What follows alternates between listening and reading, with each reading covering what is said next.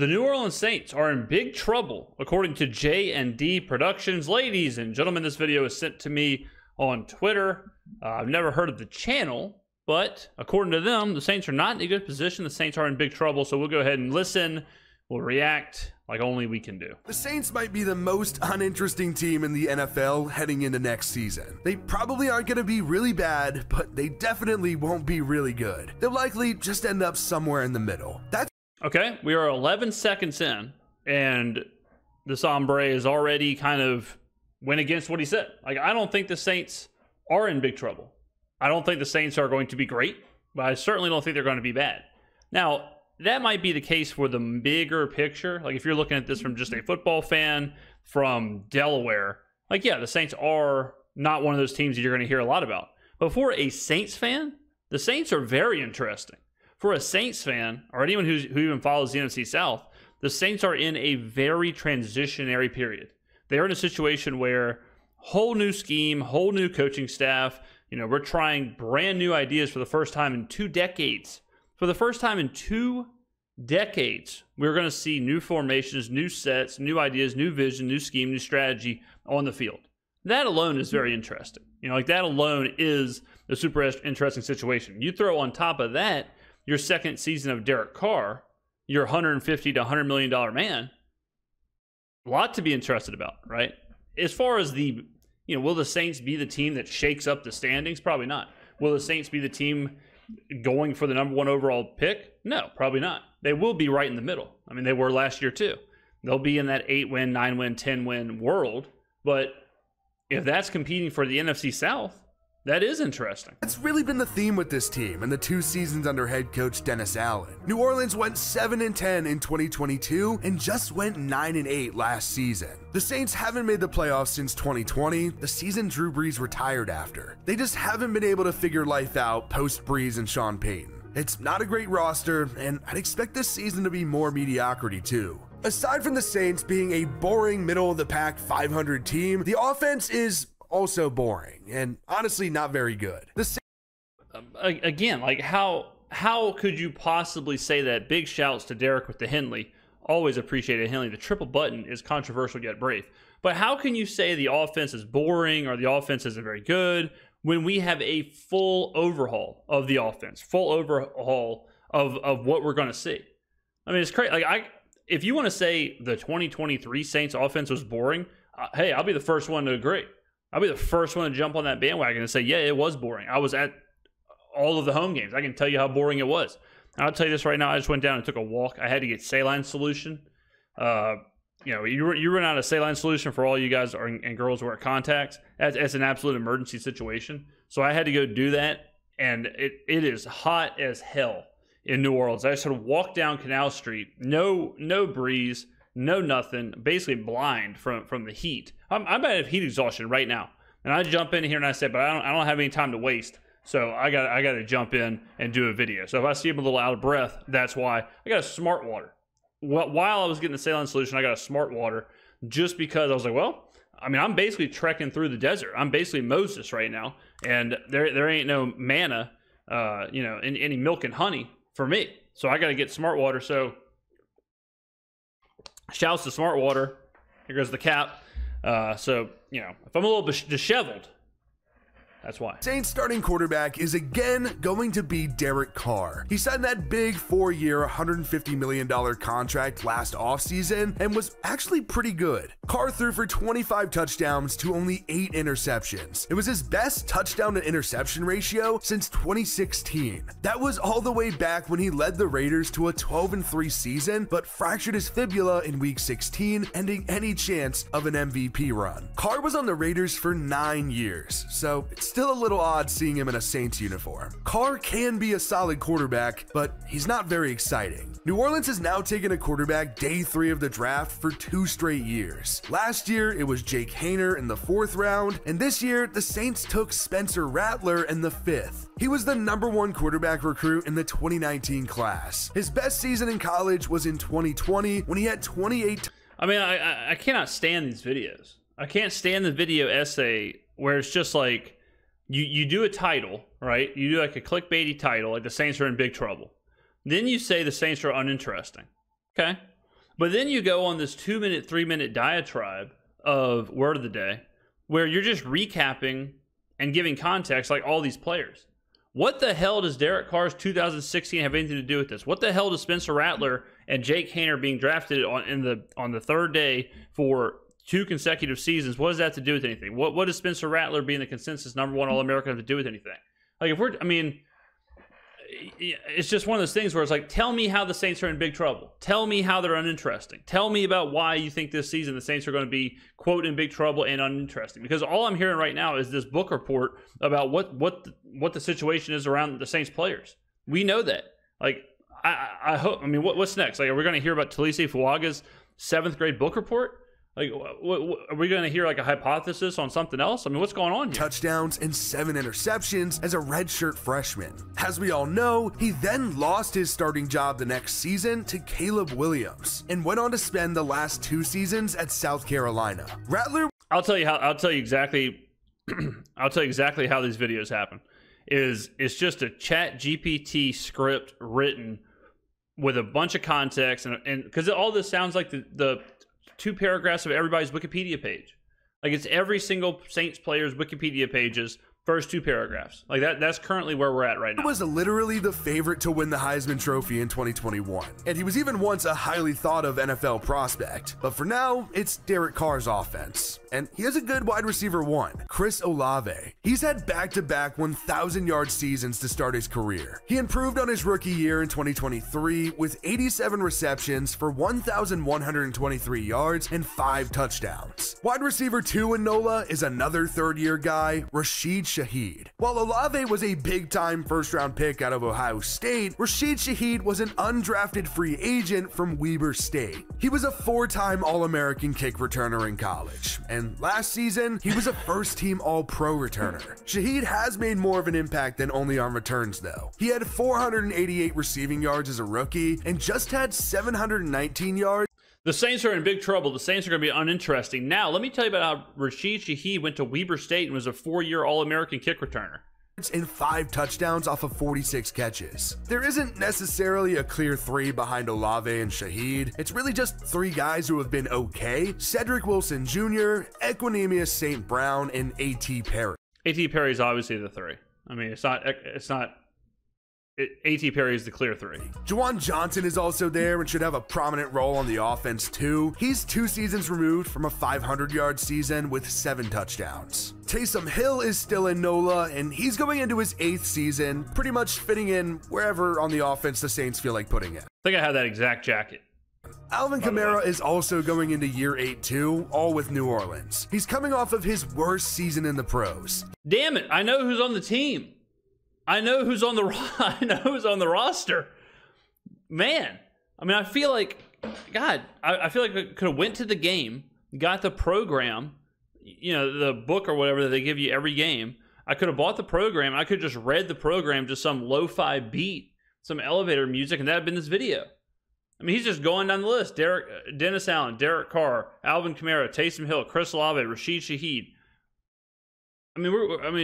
We're just hearing the players, how many years they've been on the team, and that's it. He played in 13 games and had 694 rushing yards, both career lows. But Kamara was still a major threat in the passing game too, with 466 yards. He's long been one of the top dual threat running backs in the league, so I wouldn't be too worried about him. His backup is Jamal Williams, who is a super fun personality. He just had 306 yards and only 1 touchdown, which is a bit of a change up considering he was just fresh off of a 17 touchdown season in Detroit. Now, outside of the quarterback and specialty positions, the Saints do have a pretty serious problem on offense: the line. They tried to fix it a bit at the draft, using the 14th overall pick on Talise Fuaga. I'm so sorry if I butchered that name. Everyone seems to say it differently. He was a 2-year starter at Oregon State and is fresh off of a first-team All-American season. The other first-round pick on the line is Trevor Penning, who has struggled. Ideally, the Saints' right tackle would be Ryan Ramczyk, but he just had an off-season procedure, and it kind of feels like his retirement could be soon. At guard, Nick Saldiveri was a 4th-rounder last season. He actually played at ODU, so this is crazy.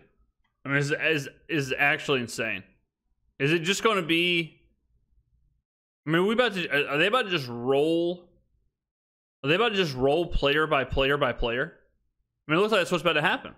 It looks like we're about to go Saldiveri, Eric McCoy, Klint Kubiak, Marshawn, Kool-Aid, Tyrann Mathieu, Demario Davis, Willie Gay, Pete Werner, Cam Jordan. I really think we're about to just go player by player and talk about this team. That's how this team's going to do it. I mean, this is wild. This is one of the craziest things I've ever seen. We're going to skip to the Klint Kubiak part. It's hard to expect too much from Klint Kubiak in year one as the Saints offensive coordinator. Why? He was the Vikings OC in 2021 and was just the 49ers passing game coordinator last season. Now the offense may not be great, but the defense on the other hand is much better. It's a top half of the league unit for sure. The Saints secondary is the first thing that pops out on the defense. Hold on. So why is Klint Kubiak, why is he not going to have why will he not be impactful or have a good first year as OC? I don't understand because we just said this young hombre right here just said that this Tim Dillon lookalike just said that Derek Carr is a pretty good quarterback, had a pretty good year last year. Said Alvin Kamara is one of the best all-purpose backs. Said Chris Olave's had back-to-back 1,000-yard seasons. Like, why can't Klint Kubiak turn that around? Why can't he have a good first year as OC? I don't understand that. It was just kind of thrown out there, but didn't really hear the reason for that. Is that a hotel fridge in the room? I have a lot of questions. Is that what I'm looking at? Is that a hotel refrigerator? Respect. If you got a wet bar in your bedroom, respect. Sure. The Saints secondary is the first thing that pops out on the defense. New Orleans could really use a healthy Marshawn Lattimore. He was once a top cornerback in the league, but has only played in 17 games over the past 2 seasons. Lattimore was great in his first 5 seasons in the league. He has 15 interceptions and 300 solo tackles. I mean, Marshawn's one of the best cornerbacks in the league. I mean, there's no doubt about that. Like, cornerbacks are very versatile, are a volatile position. I've always said cornerback is the only position where the best player at that position in the NFL, play per play, you never know what you're going to get. Like quarterback, you pretty much know what Patrick Mahomes is going to do play by play. Even if he throws an interception, he's never going to forget how to throw a football. But you'll see sometimes the best cornerback in the NFL just get absolutely roasted on a route, and it's like, what just happened? It's kind of similar to golf, where you see the best golfers in the world still flop a shot or just duff something or hook a drive into the woods, and they look like amateurs. It kind of can happen in the secondary. You even see defensive player of the years, if it's at that position, you'll see them cut, traded, completely irrelevant within a calendar year. So. Cornerbacks, it's hard to be he's the best cornerback or he's the third best cornerback because it's so volatile, but he is one of the best cornerbacks in the NFL, no doubt. No doubt about it. Tackles in his career. Paulson Adebo will be opposite Lattimore. He had 60 solo tackles and 4 interceptions last season. His third season. Hold on. He'll be on the field, but Kool-Aid's there, Alontae Taylor's there, Paulson Adebo's there. So I don't know if he's I don't know if opposite Lattimore means he's the 2.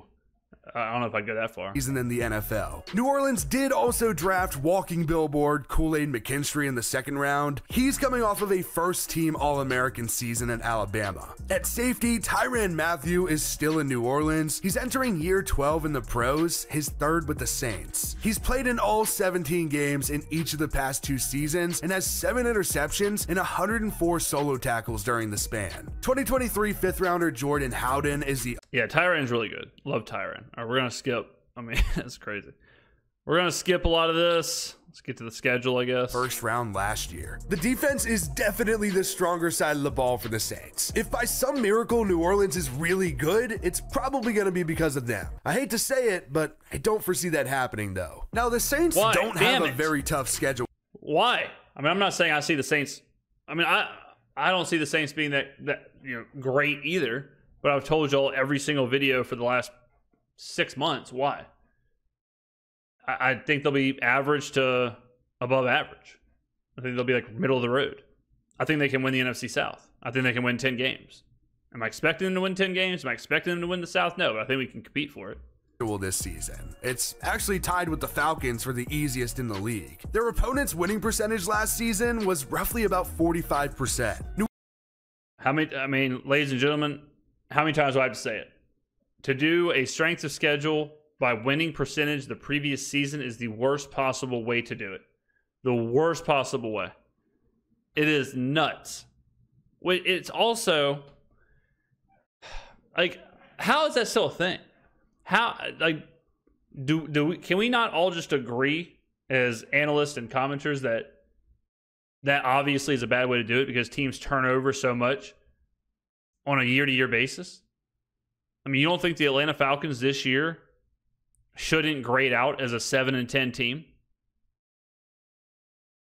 I mean, I think the Chargers going into this season shouldn't grade out the same way that they were last year when they had a different head coach, completely different roster, and Justin Herbert was hurt.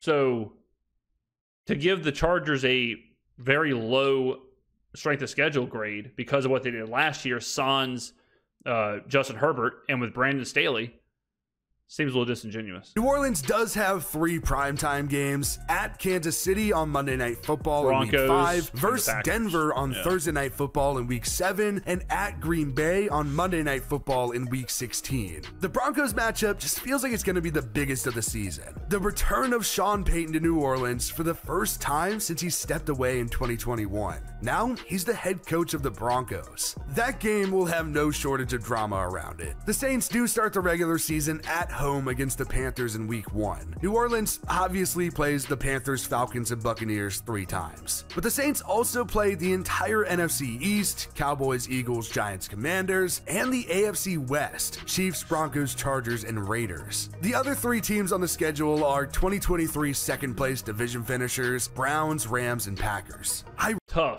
Tough draw. Really don't expect too much from the Saints this season. I think the NFC South has only gotten better, especially with Kirk Cousins in Atlanta. It could be a rough season for the Saints. I think they go 6-11 and get swept by both the Falcons and Buccaneers, but 6-11, damn. Swept by the Falcons and Buccaneers. Why? Because Kirk Cousins is there? Why the Buccaneers? Because they won the division last year? Because we spanked that ass in Tampa Bay at the end of last year. So I agree that the South has gotten better, but we are a part of that. The Saints are part of that got better. The Saints have gotten better for all the reasons that this guy laid out in this video. The Saints upgraded their coaching staff, new vision, new coach, new scheme, new strategy. Carr second year, healthy Kamara off, not suspended. Tolise Fuaga, Chase Young. So the Saints did get better, along with the Falcons. But the Falcons did go 7-10 against the easiest schedule in the NFL last year. They had the 24th ranked defense. Kirk Cousins tore his Achilles. He's 36 years old. They have a head coach who has done nothing but lose as a head coach in his career. They have an offensive coordinator who has never been an offensive coordinator. So where this guy said that he doesn't foresee Klint Kubiak having success in his first year as an OC, I wonder if he feels like the Falcons aren't going to have success with Robinson's first year as an OC. Or is Kirk Cousins going to fix all that? I don't know. Seems like a tall order. Buccaneers, roster remains the same, mostly. Dave Canales leaves. How much will that affect Baker Mayfield? I don't know. But I think it'll be a dogfight at the top. I think you're going to see one team win 10 games, one team win 9 games, one team win 8 games. I think that's how the top 3 is going to fall there. And the Saints can be any of those 3, but we're going to be right there. I think it's very lazy in a division to say, like, oh, yeah, this team's going to sweep this team is going to sweep this team. And that's crazy. You know, like, I don't even say that about a lot of the teams, like, or I never say that whenever we're doing the Saints thing. I say that we'll split with the Falcons, we'll split with the Bucs. That's just how it usually works. Last year, it's how it worked. Like, when you're playing divisional opponents, if you're evenly matched, usually you split. You know, I mean, it's hard. It is really difficult to sweep your divisional opponents unless they're Carolina. But ask Atlanta how easy it is to sweep Carolina. Right? They didn't do it last year. They got dog walked by Carolina. A dog walked by us. So, I think the Saints split those games. I think we do sweep Carolina because Carolina's just that bad. We've gone through this. It's going to come down to a couple swing games. It's going to come down to the Cleveland game. It's going to come down to the Rams game. We have to take care of business against the Broncos, the Raiders, the Giants, teams like that who are bad teams we should beat. If we do all that, it will come down to the wire, and it'll be us against one of those divisional opponents, and one of us, it'll be a game where one of us ends the season with 9 wins, and one ends the season with 10 wins, and one's hosting a playoff game. And I hope the Saints are that team. Sweep the Panthers for a 2-4 division record. They could for sure win more, but I don't have enough confidence in this team to predict otherwise. Jackson is mostly on the same page with me here. He thinks the Saints win 4 of 6 in the division though, but also has them finishing 6-11 overall. The Saints win. Damn, if you have the Saints winning 4 of the 6 in the division, which would be splitting the Bucks, splitting the Falcons, sweeping the Panthers, then you have them beating only 2 other games. So you have them, let's just say, I'm just guessing here, but let's say they have them beating Oakland or the Raiders and the Giants. That means they have us losing to the Commanders, losing to who did I say? The Giants. So we're losing to the Broncos. If you give us 4 of 6 divisional games, I don't see why we can't beat the Commanders, why we can't beat the Giants, why we can't beat the Raiders, why we can't beat the Broncos. And then, like I said, if you do that, what are you at, 8 wins? If you do the Division 4, then you go Broncos, Giants, Commanders, Raiders. So you're at 8 wins. Yeah, so then you swing a game with the Browns, or you swing a game with the I'm just pulling this off the top of my head. You swing the game with the Rams. All of a sudden now you're at 9 wins, and it's way easier to get to 9 wins than it is to get to 6 wins. I think 6 wins would be the only way, barring injury, because if Carr gets hurt, yeah, we're probably going to win 6 games. If something like that happens, but it's the only way we win 6 games if everyone's healthy. If we go 6-11, the only way that happens is if everyone. It's a huge step backwards across the board. Kubiak isn't the offense is not working at all. Kubiak isn't as good as we think he is. Carr falls apart. The defense is average to below average. That's the only way that we're winning 6 games. So we go 6-11. And if that's the case, there's going to be some serious wholesale changes, because I really don't know what would happen. Because if you're 6-11, everything is probably bad. Dennis Allen's getting fired, so then all the defensive coaches are going to get fired. You're getting a new defensive coordinator. You're getting a new head coach. Kubiak's, I don't know what would happen to him, because if you're 6-11, you're firing your head coach. They might want to bring in their own staff. They might want to bring in their own offensive staff. And if we're 6-11, I don't know if there's enough confidence to keep Kubiak around. So I don't know what the hell would happen if you're 6-11. I would assume you offload a bunch of contracts. I would assume Marshawn Lattimore's gone. I would assume Cam Jordan's gone. Kamara's probably gone at that point. You're doing some real moving and shaking. Taysom's gone. Jamal Williams is gone. That would be a disaster scenario. In total, over-under is 7.5, so not even Vegas is super high on the Saints, but I guess we are a little lower on them. The Saints used to be a perennial playoff team, but that hasn't really been the case since Drew Brees and Sean Payton stepped away. It's going to take a while for New Orleans to return to relevancy, and I hate to be the bearer of bad news, but it's not going to happen this season. They were relevant last year. They were a Derek Carr injury away from winning the NFC South and winning 10 games. And that's with a horrible offense. That's with a boring offense. That's with Pete Carmichael. So they were relevant 12 months ago. Were they relevant in the biggest market's eyes? No, but they were certainly relevant here, and they were certainly relevant in the NFC South. It does take time. The Saints are not going to be a 12-win, 13-win team every year like they were with Drew Brees and Sean Payton. We don't have Drew Brees anymore. Drew Brees is a top 5 quarterback to ever play the game. Go ask the New England Patriots how easy it is to replace your quarterback and coach. The Patriots couldn't even just replace the quarterback. Bill Belichick, arguably the greatest coach to ever live, he the Patriots were absolutely horrible when Brady left. And that's with Belichick.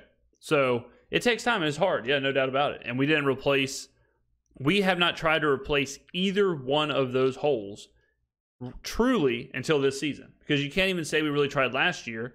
We brought in Carr, but we still had Carmichael. We had the old system. The system was a complete fraud. It was a fraudulent operation. So this is really the first year, which again I think is pretty interesting. This is the first year that a Saints fan or anyone, a football fan, can watch the Saints and say, what does life look like without Sean Payton and Drew Brees? Because you couldn't say that last year. Why, James? I'm glad you asked. Because the fingerprints of Sean Payton's offense was still all over this team. We were still trying to run the Sean Payton offense. So we didn't know what life looked like after Sean Payton offensively for the Saints last year. Because offensively for the Saints last year, we were still doing that. So this is the first year. That's why I'm saying it's 20 years. This is the first year since Sean Payton got there that this will be a team without any of Drew Brees or Sean Payton involved. First time. First time we can say that about the Saints since pre-Katrina. First time we can say that about them. That this is a brand new idea, brand new scheme, brand new quarterback, brand new play, brand new all that stuff. So I think that's interesting as hell. I'm a very big fan of that idea. I'm a very big fan of all of that. So, you know, I was about to say I don't agree with this video, but most of this video is just a book report on the Saints players. So not much to disagree or agree with. I do not think the Saints are in big trouble. I wouldn't. The Saints are not going to be really good, but there's about 20 teams in the NFL that aren't going to be really good. Let's say the top 8 teams in the NFL are really good. There's 24 teams every single year that aren't really good. So if that's the barrier, like if you're either really good or boring, there's a whole lot of boring teams out there. But I think the Saints will be middle of the road fighting for the division. Sign me up. Teams got to do that. You know, I mean, teams have to be in that world. I mean, it's crazy. It's really nuts when you look at, like, think about how people talk about the Green Bay Packers. Okay, Green Bay Packers. Everyone loves them. Everyone's excited about them. You know, the talk of the town. People love the team. They can't stop talking about how good Jordan Love is. I would assume that channel we just watched, I would assume they love the Green Bay Packers. Packers went 9-8 last year. Same as us. Okay. Packers made the playoffs, sure. But the Packers had a plus 33 point differential. We had a plus 75 point differential. And again, we were awful last year. Like, again, we were not great last year. We went 4-2 in the division. They went 4-2 in the division. We went 4-5 on the road. They went 4-5 on the road. Like, it's crazy like how different the narrative is with certain teams. Like, this guy is basically, the Saints are in quote unquote big trouble. And the Saints were, like, again, this is a bad Saints year. Like, I'm showing you this, and I agree. This was a bad Saints year. The Packers were 6-8, and then they won 3. They finished the season, won 3 games, finished 9-8. Like, and now we hear how amazing they are. You know, the Falcons. Like, look at this Falcons team. Again, they were 7-10 with the easiest schedule in the NFL. Easiest schedule in NFL history. They had a minus 52 point differential with the easiest schedule in the NFL. And you're telling me Kirk Cousins is going to fix all that? Kirk Cousins is going to magically make this team go from 7 wins to 11 wins? Magically fix the defense? I don't know about that. I don't know. But look at the division. This is something else, guys. Like how I kept saying, like, you don't just sweep divisional opponents. Look at the division. 4-2, 4-2, 3-3, 3-3, 5-1 for the Steelers, 4-2, 4-2, 4-2, 4. The Chiefs went 4-2 in the division. Like the Chiefs, Super Bowl champions. You know, like it's very difficult to just say, yeah, we're just going to sweep all these people in the division. But I don't know. I mean, everybody's so high on the Buccaneers. Same thing with the Bucs, right? Bucs went 9-8. Bucs had a plus 23 point differential. The Saints were absolutely horrible last year offensively. We're the only team in the division to score more than 400 points. I don't know. I mean, the Texans, everyone acts like they have this incredible high-powered offense, which I think they do, but they won one more game than the Saints. They didn't score 400 points. So, I don't know, man. The narrative is just, I think sometimes the narrative's lazy. And don't get a mistake. Like, I'm not sitting here saying the Saints were great last year and they're going to be great this year. I've explained what I think they're going to do. I think they could have won 10 games last year. And they should have, not that they could have, they should have won 10 games. They should have been a playoff team. If Carr's shoulder doesn't, rip off of his body in Green Bay and we don't blow an 18-point lead. That is the difference. I'm not even saying like, well, if we would have made this field goal, well, if we would have thrown this touchdown pass, well, if we would have done this, well, if we would have done that. It's just an injury. It's just injuries happen. And the narrative would be so different because you would have you're coming off a 10-win year. You know, like Derek Carr's in the second year. You got to get a bump for that. I mean, I just think people look at the Saints, they look at Carr. Carr's very polarizing. Dennis Allen's very polarizing. I think it's easy to look at the Saints and say, yeah, this team's ass. Or, yeah, this quarterback's bad, this coach is bad, thus the team is bad. Drew Brees isn't there. Me no see Drew Brees, Saints bad. Like, it's easy to type that headline and then just go to print. You know, it's very simple. No Sean Payton there. Me no likey offense. Like, and that caveman mentality, like, there's no rhyme, there's no reason, there's no stats, there's no anything to back it up. I just think it's very lazy. Ladies and gentlemen, thank you for watching. I appreciate it. I'll see you in the next video.